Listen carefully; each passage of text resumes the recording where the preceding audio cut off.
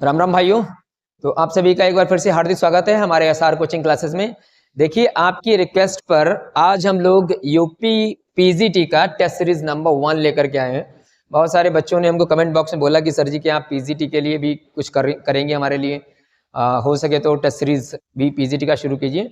तो आपके सबमिशन पर हमारा ये आज का पहला टेस्ट सीरीज शुरू होने वाला है पीजीटी वाले एस्पिरेंट्स के लिए। देखिए, आज का जो हमारा बेसिकली टेस्ट है वो ऐसे उसमें उतना ज़्यादा स्टैंडर्ड क्वेश्चंस इसमें इंक्लूड नहीं है, लेकिन फिर भी आपको बहुत सारे मिलेंगे। मोस्टली क्या है कि इसमें बेसिक क्वेश्चंस ही मिलेंगे आपको। उसके बाद नंबर ऑफ एस्पिरेंट्स के बेस पर जब हम देखेंगे कि हमारा वीडियो जो है नंबर ऑफ स्टूडेंट्स इसको देख रहे हैं, तो उसके बाद फिर हम पीजीटी के लिए एक अलग से टेस्ट सीरीज बनाएंगे जिसमें लेवल ऑफ क्वेश्चन जो होंगे वो आप देखेंगे, उनका एक स्टैंडर्ड अलग होगा। कारण ये है कि देखिए, टीजीटी और पीजीटी में अंतर इतना है कि पीजीटी में लगता है बहुत टाइम बनाने में, है ना। उसमें इतना सारे जो है राइटर्स हमारे हैं, नियर अबाउट 17 राइटर हैं हमारे पीजीटी सिलेबस में। तो वहाँ से क्वेश्चंस को कौन कौन से बेहतरीन क्वेश्चंस बन सकते हैं उनको वहाँ से निकालना और फिर फ्रेम करना एक लंबा प्रोसेस है, ठीक है ना। और पीजीटी के एस्पिरेंट्स भी कम होते हैं, है नहीं। तो फिर भी हम आपके लिए जो है आज टेस्ट सीरीज नंबर 1 लेकर के आए हैं और आशा करते हैं कि आपको ये टेस्ट अच्छा लगेगा। देखिए, हर बार हम एक ही चीज़ बोलते हैं, अगर आप हमारे वीडियो को लग रहा है कि भाई इसमें जो कंटेंट है वो अच्छा लग रहा है तो हमारे वीडियो को लाइक, कमेंट और शेयर और सब्सक्राइब करना ना भूलें, ठीक है। तो चलिए शुरू करते हैं आज का सेशन बिना किसी देरी के। तो ये रहा पहला क्वेश्चन आपकी स्क्रीन के ऊपर। ये पूछ रहा है आपसे कि in which word the term lost generation occurs. देखिए, क्वेश्चन सीधा सीधा पूछा जा चुका है और आशा करता हूं ये क्वेश्चन इस प्रकार का है कि अक्सर कर पूछा ही जाएगा। तो पूछ रहा ये है कि भैया जी किस वाले वर्क में ये लॉस्ट जनरेशन टर्म जो है वो मिलेगा, आपको आता है। तो ऑप्शन नंबर ए है green hills of Africa, option number B है फिस्टा, ऑप्शन नंबर सी है farewell to arms and option number D है नन। तो इसका राइट आंसर क्या होगा? बहुत सारे बच्चे बोलते हैं कि सर जी बाद में हट जाया करो स्क्रीनशॉट लेने के लिए, तो मैं पीछे हट जा रहा हूँ, आप देख भी लें। तो इसका राइट आंसर होगा फिस्टा, ठीक है ना। अभी इसका दूसरा टाइटल क्या है आपको पता होना चाहिए, द सन आल्सो राइजेस, ये है इसका दूसरा टाइटल और यहीं से लॉस्ट जनरेशन टर्म जो है वो निकल करके आता है। अभी आपके लिए साथ साथ में जो प्रश्न बता रहा हूं उनको भी नोट करते रहिएगा, जिसको आपको या तो अपनी नोटबुक पे लिख लेना है या फिर आपको कमेंट बॉक्स में मेंशन करना है। मेंशन ये करना है कि what are those writers who are included in lost generation. Lost generation में जो इंक्लूड किए जाते हैं उनका नाम क्या है। वैसे आपको पता होना चाहिए ये वर्ल्ड वार फर्स्ट जो था उससे जिनको जो इम्पैक्टेड थे उन्हीं से टर्म निकल करके आता है लॉस्ट जनरेशन। और आपको एक चीज यहाँ पर समझ ये लेनी है कि इसमें आपके अल्डोस हक्सले, ठीक, फ्रेंच काफ्का, अर्नेस्ट हेमिंग्वे, है ना, ये सभी आपके जो है वो लॉस्ट जनरेशन में काउंट होते हैं। क्लियर है? तो चलिए बढ़ते हैं आगे। बाकी आपको पता होना चाहिए, एक चीज और बता दे रहा हूँ, ये आपको जो 19 जो है 26 में ये आता है, ठीक है।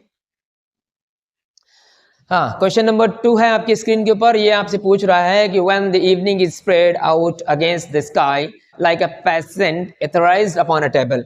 ये one of the most famous line है और one of the most famous work से ही ली गई है लाइन, और मैं आशा करता हूं कि सबको ये लाइन आती होगी।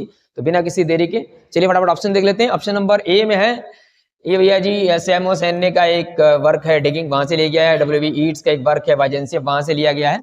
या फिर फिलिप लार्किन का वर्क है वाइटसन वेडिंग, वहां से लिया गया है। या फिर टी.एस. इलियट का वर्क है love song of J Alfred Prufrock. तो अब इसलिए आप सबको पता है इसका आंसर हो जाएगा डी। अब आपको ये बताना है कि ये जो love song of J Alfred Prufrock है इसमें आपको ये बताना है कि ये किस प्रकार का जो है वो पोएम है, ठीक है ना। ये आपको बताना है किस फॉर्म में इसको काउंट किया जाएगा। दूसरी चीज, इसके जितने भी इंपॉर्टेंट कोटेशंस हैं वो आपको वहां पर नोट कर लेने हैं अलग, ठीक है ना। कि I have measured my life in spoon करके वो भी लाइन आती है, वो आपको इंपॉर्टेंट है, उसको याद रखेंगे। और उसमें और भी लाइन आती है I am not a prince Hamlet, वो भी आपको याद रखना है, इसी से ली गई लाइन है। तो इसमें इंपॉर्टेंट लाइन सबको पढ़नी है। क्वेश्चन नंबर 3 है आपके स्क्रीन के ऊपर, इसमें पूछा गया है which socio and political event is referred to in Eliot's play murder in cathedral. तो आपको पता है मर्डर इन कैथेड्रल है is one of the finest play, poetic play by T S. Eliot. And here what kind of social and political events the writer is talking about? So you have a 4 options has been given on your screen, and option number A is assassination of Charles II of Spain, option number B murder of Queen Mary, option number C assassination of Henry Earth, option number D assassination of Archbishop Thomas Becket. तो obviously जिसने भी modern cathedral पढ़ा है ये बहुत ही basic question है, तो obviously आपको इसका नाम पता ही होगा, इसका आंसर हो जाएगा डी। बस आपके लिए इन्फॉर्मेशन के लिए एक चीज बता दूं कि जो थॉमस है बैकेट हैं, बेसिकली आपने इनको पढ़ा होगा कंट्रोवर्सी टेल्स में भी, कि जहां पर जितने सारे यात्री थे वो सब इन्हीं के श्राइन पर जा रहे थे, तो इनका जो मर्डर होता है वो 1170 में होता है, ठीक है ना, और ये पोएटिक प्ले में आता है। तो आगे बढ़ते हैं क्वेश्चन नंबर 4 की तरफ। अब आप देख रहे हैं क्वेश्चन नंबर 4 आपके स्क्रीन पर ऊपर है। इसमें पूछा गया है which rhyming scheme did Shelley use in his famous ode. मतलब आपको इसमें ये बताना है कौन सा स्टेंजा फॉर्म जो है वो basically ode to west wind में यूज किया गया है। तो आपके पास ऑप्शन है, ये भी बहुत बेसिक क्वेश्चन है, पूछा जा चुका है। पहला है राइम रॉयल, दूसरा है ओटावा राइम, तीसरा है इनक्लोज राइम, और चौथा है आपके सामने टर्जर राइम। तो अब इसलिए इसका आंसर क्या होगा? अब आप जो लगातार तैयारी कर रहे हैं तो बेसिक क्वेश्चन है, हर किताब में आपको मिल जाएंगे, तो ये तो आपको आता ही होगा, तो उसका आंसर होगा डी, टर्जर राइम।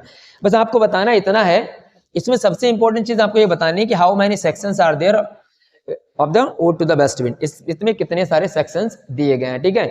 इसमें आपको एक पता होना चाहिए, विंड को प्रिजर्वर एंड डिस्ट्रॉयर भी बोला गया है। दूसरा आपको बताना है इस वाली पोएम में कौन कौन से जो है ओशन की बात की गई है, ठीक है ना। ओशन भी सर्च करके रखना है क्योंकि ये पेपर में आ सकता है।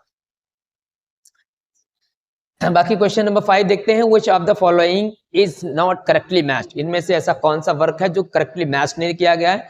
एक तरफ राइटर है और एक तरफ उनका वर्क है। ऑप्शन नंबर ए में देख रहे हैं विलियम वर्ड्सवर्थ, इनके सामने लिखा है an essay on man. Option number B है टी.एस. एलियट, इनका लिखा हुआ tradition and individual talent. Option number C है, इसमें लिखा है एस.टी. कॉलेज, जिनका वर्क है biographia literaria. And option number D है जिसमें लिखा है मैथ्यू नोड और इनका वर्क है द स्टडी ऑफ पोएट्री। तो ऑब्वियसली आपको देखकर ही पता लग गया होगा, इसका आंसर होगा ए।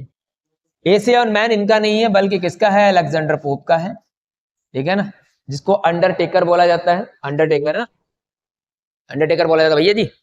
और आपको पता होना चाहिए किस एरा के हैं ये, न्यू क्लासिकल एज में आते हैं। स्पेसिफिकली बात करें तो अगस्टाइन एज के राइटर हैं अलेक्जेंडर पोप। बाकी आप यहाँ पर देख रहे हैं tradition and individual talent, basically आपका कब आता है? तो हमको पता है कि 1919 में आता है। इसी वाले वर्क में इन्होंने जो है theory of impersonality, theory of impersonality, ठीक है, ये वाली इन्होंने इसमें थ्योरी दी है। और थ्योरी ऑफ इम्पर्सनैलिटी क्या है बेसिकली ये आपको बताना है, ठीक है ना। और माना जाता है कि ट्रेडिशन एंड इंडिविजुअल टैलेंट जो है वहीं से न्यू क्रिटिसिज्म की शुरुआत भी बेसिकली कहते हैं, उसके सिम्टम्स देखे जा सकते हैं। बाद में जिनको आप जो है न्यू क्रिटिसिज्म में देखते हैं, आइए रिचर्ड वगैरह को, है ना, वो यहीं से देखेंगे, थ्योरी ऑफ इम्पर्सनैलिटी में देखेंगे, है ना, आगे डिटेल में नहीं जाएंगे। और इसमें आपको एक चीज याद रखनी है, एक इनका प्लेटिनियम वाली इसमें थ्योरी दी गई है, ठीक है ना, कि उसके ऊपर जो है किसी प्रकार का कोई रिएक्शन नहीं होता है। बिल्कुल पोएट का वैसे माइंड भी होता है जिसके ऊपर कोई रिएक्शन नहीं होता, तो इसमें आप देख लेना, ठीक है ना। और बाकी इसमें इन्होंने एक डेफिनेशन दी है कि poetry is not a turning loose of emotion. याद रखना, poetry is not a turning loose of emotion, वो भी कहाँ दिया गया है? वो भी आपका इसी में दिया गया है। बायोग्राफी लिटरेचर की बात करें तो आपको पता होना चाहिए भाई जी 1817 में आती है। और बायोग्राफी लिटरेचर के थ्रू ही इन्होंने वर्ड्सवर्थ का जो प्रेफेस टू लिरिकल बैलेड था उसको क्रिटिसाइज किया है। दूसरी चीज बायोग्राफी लिटरेचर में आप इसमें देखेंगे कि इन्होंने 2 वर्क दिए हैं, एक तो दिया था फैंसी और दूसरा था इमेजिनेशन। फैंसी और इमेजिनेशन, फैंसी क्या है वो भी हमसे बताया था। इमेजिनेशन मतलब इन्होंने बताया था कि प्राइमरी इमेजिनेशन, सेकेंडरी इमेजिनेशन, और एक वर्ड इसी में इमेजिनेशन के लिए यूज होता है इम्प्लास्टिक। क्या यूज होता है? इम्प्लास्टिक। कोई पूछे कि what is the esemplastic power, then you should come to know about that he is talking about imagination.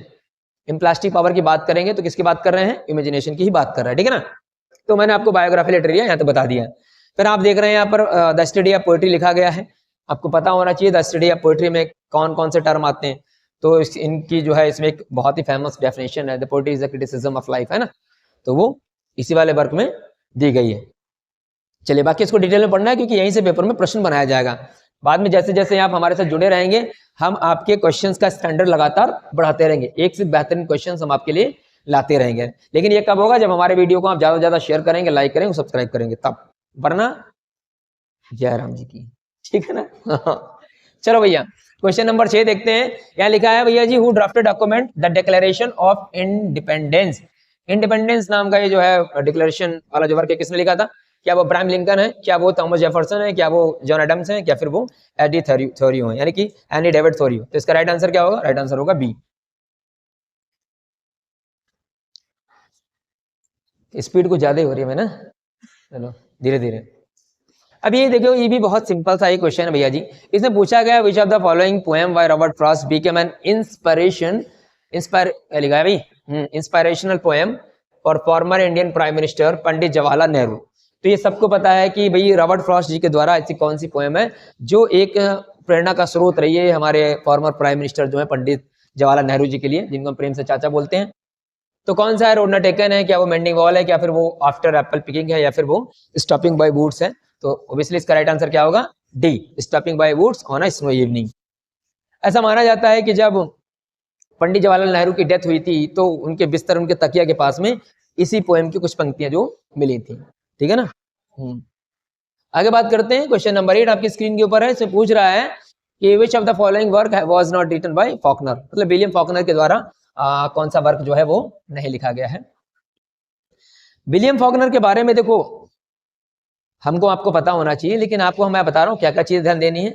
आपको इनके दो वर्क बताने हैं जिनके लिए इनको 1954 में और 1962 में, ठीक है ना, पुलित्जर प्राइज मिला है। दो वर्क आपको बताने हैं। वो कौन कौन से डेट मैंने आपको बता दी, वर्क आपको बताना है। दूसरा चीज बताना है, ये नोबेल लॉरेट बंदा है तो इनको कब नोबेल मिला था ये भी बताना है। ठीक है ना। 1950 है, 1952 है, 1953 है और 1954 कब मिला था इनको विलियम फॉकनर को, ये आपको बताना है। ठीक है ना। अब इसमें प्रश्न पूछ रहा है कौन सा इनका वर्क नहीं है, तो इनका लिखा है go down and Moses, a green walk, तीसरा है ट्रू एट फर्स्ट लाइट, तीसरा है विजन इन स्प्रिंग। ऑब्वियसली इसका आंसर हो जाएगा सी। 8वें का क्या आंसर होगा? सी।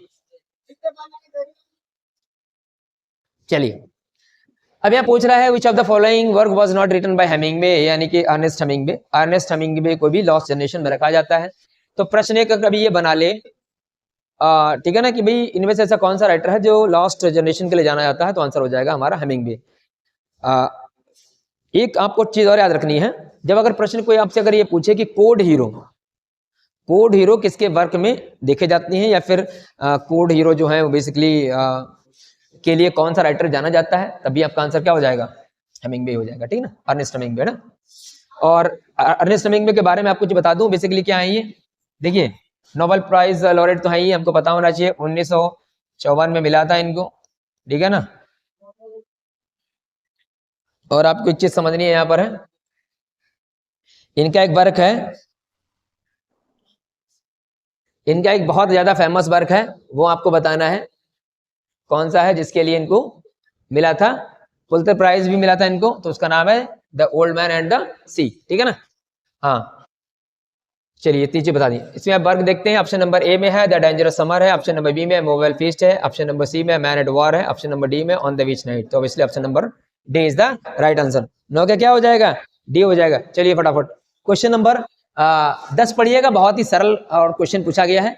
इसमें पूछा आपसे गया है कि हेमिंगवे का कोई ऐसा वर्क बताओ, कोई ऐसा नॉवेल जिसमें एक स्टोरी दी गई हो किसकी? अमेरिकन की और ब्रिटिश मैन एंड वुमेन की। ठीक है, चलिए बताइए इसमें कौन सा आंसर है। ये आपने पढ़ा ही होगा।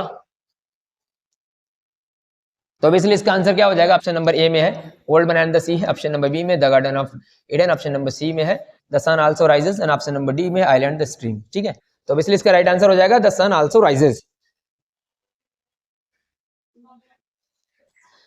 ठीक है, चलिए वेरी गुड। हाँ, अब इसमें पूछा गया है अर्नेस्ट हेमिंगवे ने डिस्क्राइब किया है एक फेस्टिवल के बारे में जिसका नाम है सैन फर्मिन।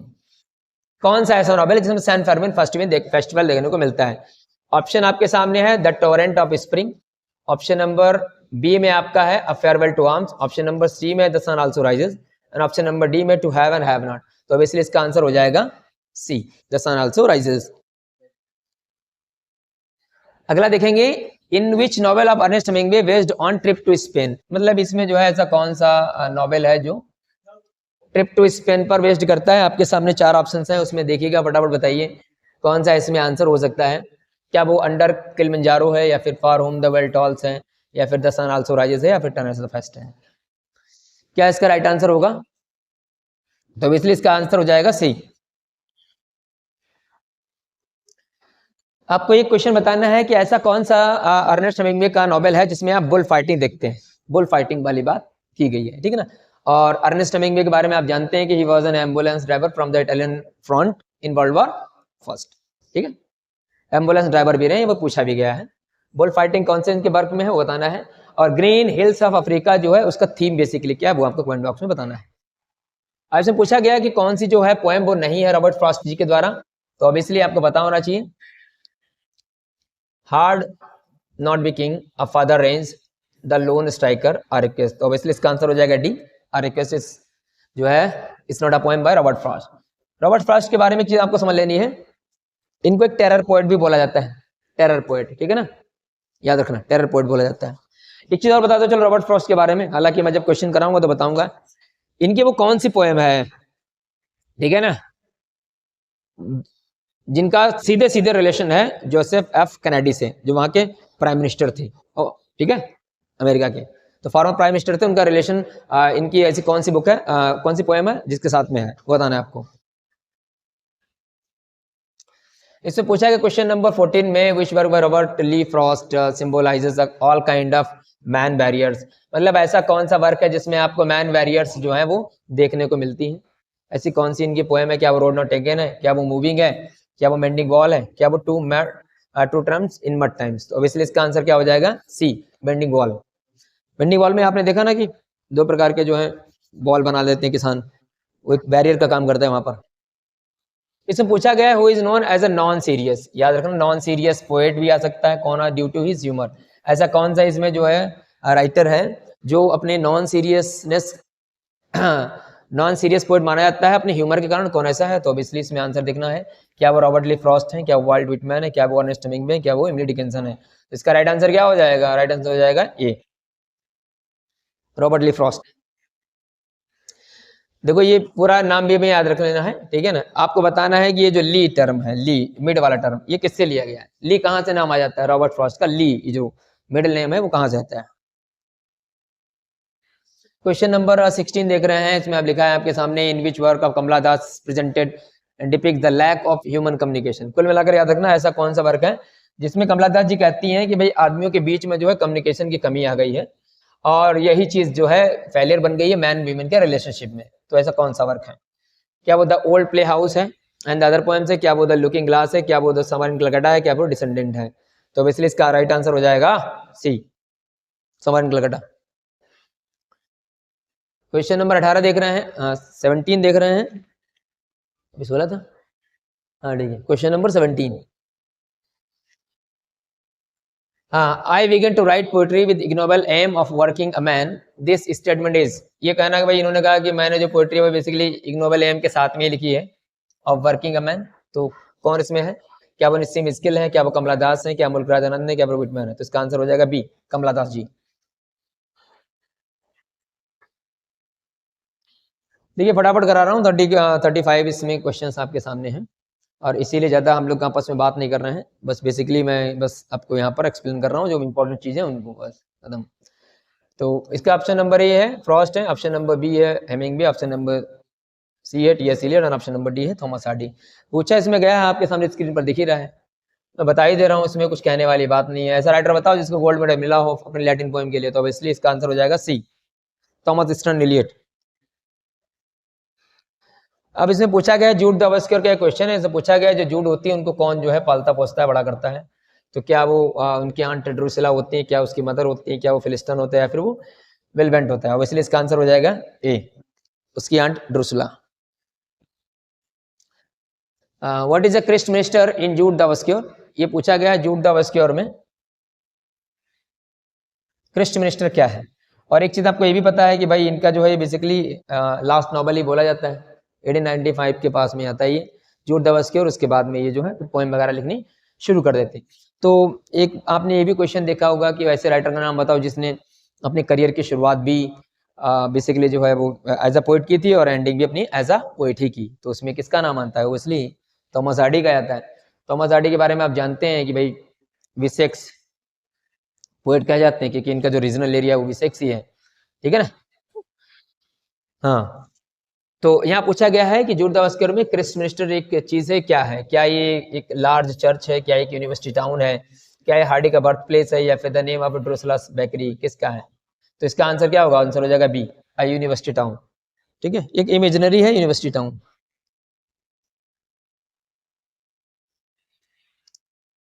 और आपको पता है, देखो बेसिक क्वेश्चन में क्या है ये कि पेसिमिस्टिक राइटर है, आपको पता ही है कि नहीं? पेसिमिस्टिक राइटर है। और इनका जन्म कब होता है आपको भी पता है, 1840 में। इनको ऑर्डर ऑफ मेरिट कब मिला है? मिला हो तो बता देना कमेंट बॉक्स में। क्वेश्चन नंबर 21 देख रहे हैं, why does Lena leave her brother's house? देखिए जो लीना कैरेक्टर आप देख रहे हैं, ये बेसिकली आपको क्या समझना है, लीना जो है एक वर्ग इनका आता है लाइट इन अगस्त।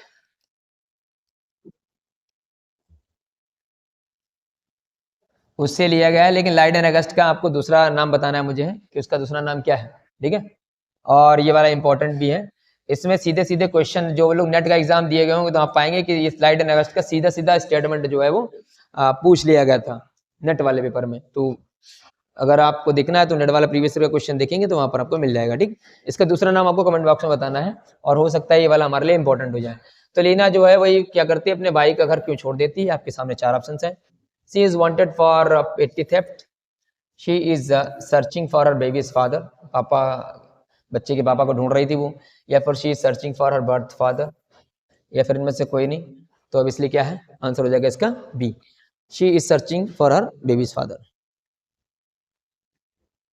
अब इसमें पूछा गया क्वेश्चन नंबर 22 है कि which work of T S. Eliot written in 6 part? कुल मिलाकर के ऐसा वर्क बताना है इनमें से जिसमें 6 पार्ट हो, या फिर कह सकते हैं सेक्शन है। ठीक है ना, सेक्शन है, सेक्शन। तो क्या इसमें मॉडर्न कैथेड्रल है, क्या वो एस वेडनेसडे है, क्या फैमिली रियूनियन है, या फिर इनमें से कोई नहीं है? तो इसलिए इसका आंसर क्या हो जाएगा? बी हो जाएगा।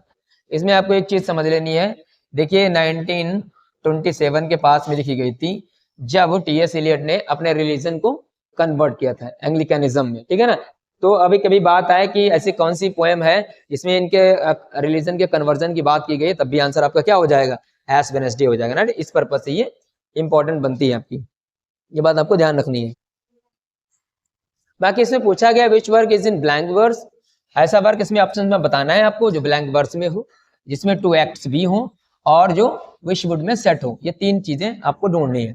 तो क्या ऑप्शन होगा? क्या फैमिली रियूनियन है, क्या वो वेस्टलैंड है, क्या फिर मॉडर्न कैथेड्रल है, या फिर इनमें से कोई नहीं? तो अब इसलिए इसका आंसर क्या हो जाएगा? आंसर हो जाएगा ए। अभी आपको बताना है ए एमी नाम का, AMY एमी, एमी जो कैरेक्टर होता है वो टी.एस. एलियट के किस प्ले में आपको देखने को मिलता है? ठीक है ना, ये चीज आपको समझनी है। बाकी आपको बताना है कि जो आप देख रहे हैं द मर्डर इन कैथेड्रल, इसके कितने पार्ट हैं, ये कितने पार्ट में लिखा गया? ठीक है ना, ये आपको समझना है। और वेस्टलैंड के बारे में आपको पता ही है, इसके बारे में क्या बताया जाए, जितना बताया जाए उतना कम ही है। ठीक है, ये भी आपको पता ही है कि भैया क्या है, इसमें बेसिकली 5 पार्ट है। ठीक है ना, इसमें सबसे ज्यादा जो है लेंदी कौन सा है? तो लेंदी आपको पता होना चाहिए, द फायर सरमन हो गया। लेंदी इसका कौन सा है सेक्शन? द फायर सरमन हो गया। सबसे शॉर्टेस्ट कौन सा हो जाएगा? ये लेंदी हो गया। शॉर्टेस्ट में आपका कौन सा हो जाएगा? डेथ बाय वाटर हो जाएगा। क्या हो जाएगा? डेथ बाय वाटर हो जाएगा। ठीक है ना, ये हो गया। पब्लिकेशन डेट इसकी कब होती है? तो ऑब्वियसली 1922 में होती है। अब आपको ये बताना है कि इसका एपिग्राफ कहाँ से लिया गया है, वो भी आपको पता होगा, इतना तो पता ही होगा ना। नहीं पता तो बता दे रहा हूँ, सेट्रिकॉन से ली गई है, पेट्रोनिकस के सेट्रिकॉन से इसको लिया गया है। लास्ट के एंडिंग वर्ड इसके क्या है? शांति शांति आता है। ठीक है ना, हाँ हाँ, वेरी गुड। और बाकी अब आपको एक मैं जो सबसे टफ क्वेश्चन पूछ रहा हूँ वो आपको बताना है, शेक्सपियर के वो ऐसे कौन कौन से प्लेज हैं जिनका डायरेक्टली एल्यूजन जो है द वेस्टलैंड में लिया गया है ना? तो you have to mention all the names of Shakespearean plays which have an directly allusion to wasteland. Clear है? इतनी चीजें आपको बतानी है।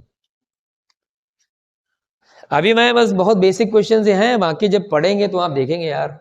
तो पूछा है in which play all the family members of Amy, यहाँ पर आएगा, मैंने एमी पूछा था, यहाँ एमी आ भी गया है कि भाई इसमें बताना है कि एमी के जो फैमिली मेंबर होते हैं वो बेसिकली सेलिब्रेट करते हैं बर्थडे को, तो किस वाले वर्क में?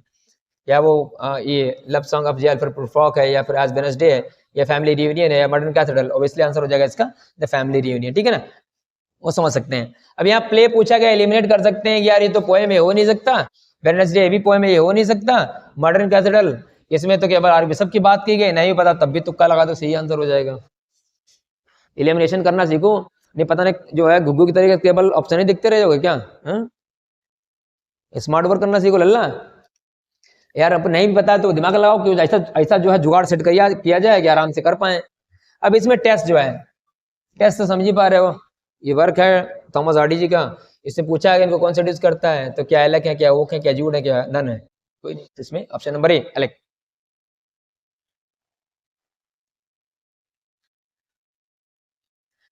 अब इसमें पूछा गया भाई whose daughter is Tess, Tess जो है वो किसकी, ये मतलब देख ही रहे हैं, मतलब बहुत ही बेसिक क्वेश्चन। अगर ये नहीं आता तो फिर पढ़ना बेकार ही है आपका है। टेस्ट किसकी लड़की है? तो क्या वो हेंचार्ड की है, क्या वो जूड की है, क्या वो डियरफील्ड की है? इनमें से कोई नहीं, तो अब इसलिए है जॉन डियरफील्ड। ठीक है, इन्हीं की लड़की है। अब आपको बताना माइकल हेंचार्ड जो है ये किस वाले वर्क में होते हैं। ठीक है, और ये अपनी पत्नी को कितने पैसों में बेच देते हैं और कितने साल बाद वापस आते हैं ये फिर से दोबारा लौट करके अपनी बीवी के पास, ये सब बताना है। और मैं आपको वर्क का नाम बता दे रहा हूँ, आपको बताना चाहिए द मैर ऑफ कस्टरब्रिज है। ठीक है ना? अच्छा, जूड द ऑब्सक्योर का आपको दूसरा टाइटल बताना है। जूड द ऑब्सक्योर का दूसरा टाइटल बताना है आपको। ठीक, चलो very good, you are so smart. अब इसमें देखो who returns to Egdon Heath. अब इसमें एक ध्यान दो यार, ये एगडन हीथ डायरेक्टली पूछ लिया गया था आपसे। अगर पूछ लिया जाए कि एगडन हीथ नाम का जो है ये टर्म कहाँ देखने को मिलता है, तो इसलिए आपको पता होना चाहिए इस वर्क का नाम है the return of native. The return of the native, ठीक है ना? The return of the native है, उसी में एगडन हीथ आता है।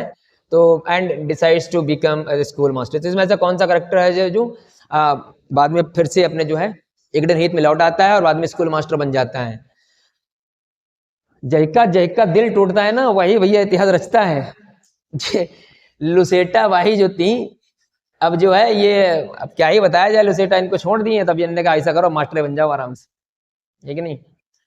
आदमी बड़ा कम करता है जब उसे धोखा मिलता है। अब ये जरूरी नहीं कि प्रेम में खाया हो धोखा, कहीं भी धोखा खा सकता है, नहीं अपनों से भी धोखा खा सकता है।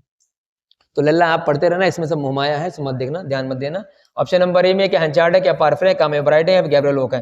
तो इसलिए यार हेंचार्ड तो हो ही नहीं सकता क्योंकि रिटर्न ऑफ द नेटिव मैंने बता ही दिया है। डोनाल्ड पार्फरे हो ही नहीं सकता क्योंकि यार भाई मैर ऑफ कस्टरब्रिज का है यार, ठीक है ना? अब ये भी हो नहीं सकता। अब बचा काम मेब्राइट, ये आंसर होगा, तो आंसर सी इसका राइट आंसर होगा। चलो, वो कौन सी एक शायरी है वो, क्या हुआ जो हो गए हम थोड़ा बहुत खराब है? थोड़ा बहुत खराब तो होना भी चाहिए। सही है, बढ़िया है। चलो भाई आगे देखते हैं। According to Arnold in his poem correct statement about the memorial verse. मतलब इसमें पूछा गया भाई जी अर्नोल्ड जी के द्वारा एक पोएम ये है मेमोरियल वर्सेस, उसके बारे में इसमें कौन सा कथन जो है वो बेसिकली सही है? तो क्या ये एलिजी लिखी गई है on the death of Wordsworth? क्या वो गोथ, इसमें बोला गया Goth is the sage of Europe? क्या इसमें कहा गया है कि भाई गोथ जो है the physician of the iron age है एंड द बायरन जो है बिकम्स द टाइटैनिक स्ट्राइप? क्या ये ऐसी चीजें मेंशन की गई मेमोरियल वर्सेस में? बताओ भैया बताओ। देखो अब इसलिए जो है इस वैसे तो ऑप्शन तो डी ही होगा क्योंकि मोर देन वन ऑप्शन सही है, तो ऑप्शन डी ही इसका सही होगा। केवल स्पेशली वर्ड्सवर्थ पर नहीं बल्कि इसमें आपको पता होना चाहिए कि इसमें गोथ भी है, बायरन भी है, इन तीनों को एक तरीके से ये एट्रीब्यूशन दिया गया है ना? ट्रिब्यूट है ये तीनों को, तो स्पेसिफिकली नहीं कर सकते हैं, लेकिन मोर देन वन आंसर है और कोई ऑप्शन है नहीं, इसलिए हमको तीनों पर जाना पड़ेगा। बाकी मेमोरियल वर्सेस को अच्छे से पढ़ना है, ये वाली लाइन आपको यहाँ सही कर लेनी है। The physician of the iron age individually पूछा जा सकता है, ठीक है? और इसके अंदर और भी इंपॉर्टेंट लाइंस हैं, तो जैसे जैसे आप हमारा पीजीटी का टेस्ट लगाएंगे आपका लेवल बढ़ता जाएगा और भी अच्छे अच्छे क्वेश्चन आपको देखने को वहां पर मिलेंगे। अभी तक कोई ऐसा प्रश्न नहीं है जिसमें मैं ये बोल सकूँ कि यार ये वाला टफ है, अभी तक आपने नहीं देखा होगा। वैसे टीजीटी में तो चिल्लाता रहता हूँ, मैं पता तुमने कितना पढ़ा होगा। इससे पूछा गया लिटिल फादर जो है बेसिकली टाइम ये क्या है?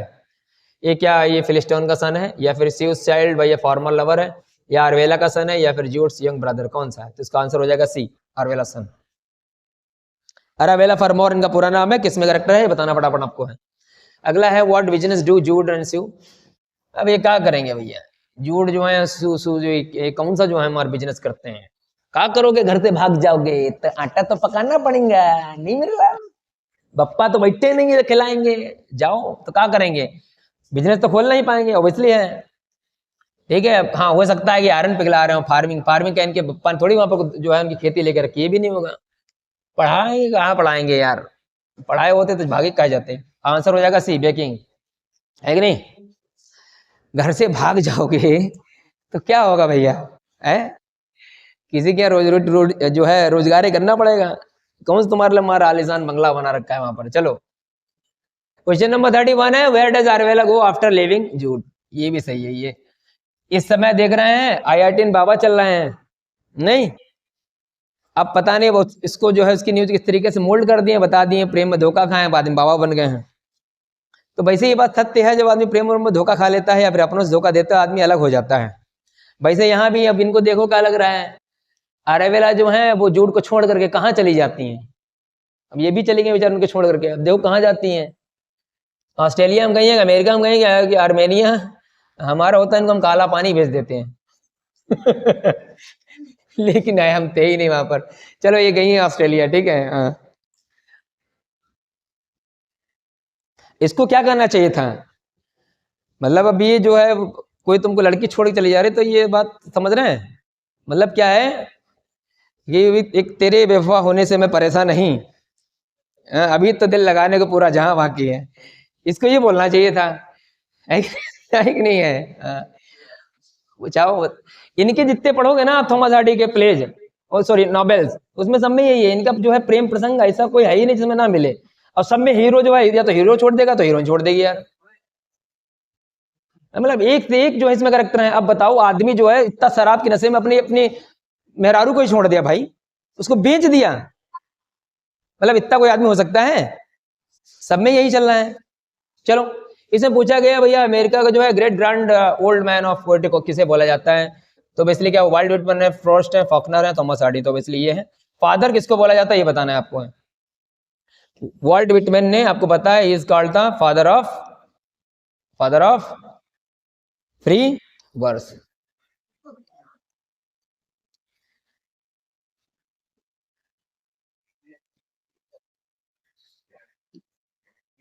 चलो भैया वेरी गुड, आगे बढ़ते हैं। इसमें लिखा है poetry is a way of taking life by the throat, this is an opinion of what, किसका ओपिनियन है कि पोएट्री जो है is a way of taking life by the throat, poetry के थ्रू आपको सब कुछ देखने को मिलेगा। बर्ट बिल्डमैन ने, डिकेंस ने, हार्डी ने या फिर फ्रॉस्ट ने, तो ऑब्वियसली इसका आंसर हो जाएगा डी, रॉबर्ट फ्रॉस्ट। आगे बढ़ते हैं। पूछा गया Thomas Hardy has taken a clue from Shakespeare's famous comedy as you like it, मतलब आपको बताना है इनका जो है थॉमस हार्डी का एक इनमें से एक ऐसा वर्क बताओ जिसका डायरेक्टली जो है वो एल्यूजन लिया गया हो, कहां से, एज यू लाइक इट से, ठीक है। तो ये देख रहे हैं टाइटल कहां से लिया गया उनकी एक नॉवेल का, कौन से वर्क से, एज यू लाइक इट से। ऐसा कौन सा इनका वर्क है जिसका टाइटल जो है वो शेक्सपियर के वर्क से लिया गया हो, एज यू लाइक इट से कौन सा इसमें है, क्या under the green wood tree है, क्या फार फ्रॉम द वेडिंग क्राउड है, फिर ऑल द वर्ड्स स्टेज है, या फिर कोई नहीं, तो इसलिए इसका आंसर क्या हो जाएगा A, under the green wood tree. अब यहाँ पर देख रहे हैं far from the wedding crowd, तो आपने पढ़ा होगा एक थॉमस ग्रे का elegy written in the country churchyard, वहां से इनका ये जो टाइटल लिया गया है far from the wedding crowd. और all the words is a stage जो है वो बेसिकली कहां से लाइन ली गई, तो बेसिकली ये यहीं से। अब ये बताना all the words is a stage जो है ये स्पीच किसकी है, स्पीच जो है इसको कौन बोलता है, स्पीच बताना, और प्लस आपको बताना है एक्ट और क्या सीन। चलो वेरी गुड। अब इसमें पूछा गया है भैया जी, लास्ट क्वेश्चन है आपके सेशन का, देखो भैया सिंपल सी बात समझो, अगर आपको लगता है कि ये आपके लिए यूजफुल है और आपको लगता है कि हमारी जो मेहनत है ना उसका कुछ वैल्यू है, तो प्लीज लाइक और शेयर और सब्सक्राइब करना ना भूलें कतई। यही हमारा मोटिवेशन है, जितना आप हमारे वीडियो को शेयर करेंगे, लाइक करेंगे, कमेंट करेंगे, उतना ज्यादा हम लगातार आपके लिए बनाते रहेंगे, ठीक है। तो चलिए शुरू करते हैं ये लास्ट का क्वेश्चन। इसमें पूछा गया Indian bureau of internal department में ऐसा कौन सा राइटर है जो क्लर्क रहा हो, तो इसलिए क्या वो वाल्ट व्हिटमैन है, क्या वो फ्रॉस्ट है, क्या फॉकनर है, या फिर वो थॉमस हार्डी है। देखिए स्पीड आप थोड़ी जल्दी है क्योंकि थोड़ा सा विजय शक्ति शेड्यूल है, इसलिए स्पीड कम है, ज्यादा तेज है। उसके बाद में अभी क्या है, जब हम नेक्स्ट सीरीज लेकर आएंगे बड़ी शालीनता के साथ में आपको वो सीरीज कराई जाएगी, ठीक है। तब तक इसका जो है हम रिव्यू देखते हैं कैसा आता है, आगे भी देखते हैं। तो बेसिकली इसका आंसर क्या हो जाएगा, वाल्ट व्हिटमैन, ठीक है। ये इंडियन ब्यूरो ऑफ इंटरनल जो है डिपार्टमेंट, ये वाला इंपॉर्टेंट लगा लो, पेपर में हो सकता आ जाए। तो आज के लिए बस इतना ही, मिलते हैं अगले सेशन में, तब तक ले जय हिंद, जय भारत, राम राम भाइयों, सिस्टम फाड़ देंगे।